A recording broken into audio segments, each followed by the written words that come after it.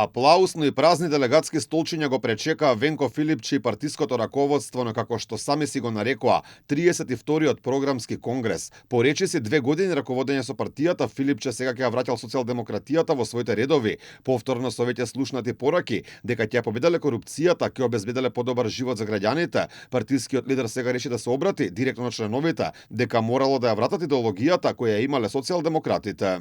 Има моменти во историјата на една партија кога не се менува само програмата, туку се преиспитува и основата. А ние денес сме должни толкму тоа да го направиме. Да погледнеме сопствената историја без фалбаџиство и да ја потврдиме вербата без лажна патетика. Да ја обновиме вербата, да ја вратиме правдата, да ја растуриме маглата, да ја отвориме иднината. Иако директно не го спомена поимот уставни измени, Филипче повторно во свој стил погласи над Бугарија дека бугарите морало да влезат во уставот и тоа било единствениот пат кон Европската унија. Сака да седи на маса со Макрон и Мерц, но не сака дома да ја каже вистината на чекорот што мора и треба да се направи. Односно, да измислува и да ги плаши граѓаните со наводно губење на идентитетот и јазикот. Сака да зборува дека проширувањето е живо, а одбива да се соочи со единствениот услов што и самата Европа јасно го повторува. Дел од поранешните високи партиски функционери, меѓу кои и екс-лидерот Димитар Ковачевски, сметаат дека СДСМ е сериозна партија и мора секогаш да биде подготвена за избори и покрај катастрофалниот рейтинг. Јас не сум ги видел последните анкети, да бидам искрен. Меѓутоа, секоја сериозна партија, СДСМ е една од најголемите партии во Македонија, мора во секој време да е подготвена за избори.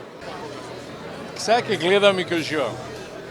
Јас сметам дека граѓаните се спремни за избори и после понудената опција денеска и платформа, сметам дека граѓаните ќе направат јасна разлика помеѓу тоа што се нуди до денеска овие 2 години и тоа што им кажуваме дека ќе го понудиме. Кандидатот за градоначалник на Струмица на последните локални избори, Маријан Даскаловски, вели дека се подготвуваат за избори, иако, како што самиот кажа, мал им бил рейтингот. Се спремаме за предвремени парламентарни избори. Денеска треба да усвоиме програмата. Има многу интересни работи. Дали со овој рейтинг СДСМ е спремен за избори? Па, со рейтингот не е мал. Меѓутоа се надеваме дека граѓаните гледаат. СДСМ на последните избори заврши како петти во трката на локалните избори во Скопје, но според поранешниот директор на затворот Чутка Филип Пандов, партијата била на добар пат. Мислам дека на добар пат е социјалдемократскиот. Мислам дека сте од Скопје, знаете дека можеби друга партија е над СДСМ. Не знам, не сум баш сигурен за тоа. Фала многу. На конгресот се обратија представници на сестринските партии на СДСМ од регионот, но ниту еден партиски претседател, туку само членови на раководствата. Од поранешните партиски лидери присутни беа само Ковачевски и Бучковски, а ги немаше Бранко Црвенковски, Зоран Заев и Радмила Шекеринска.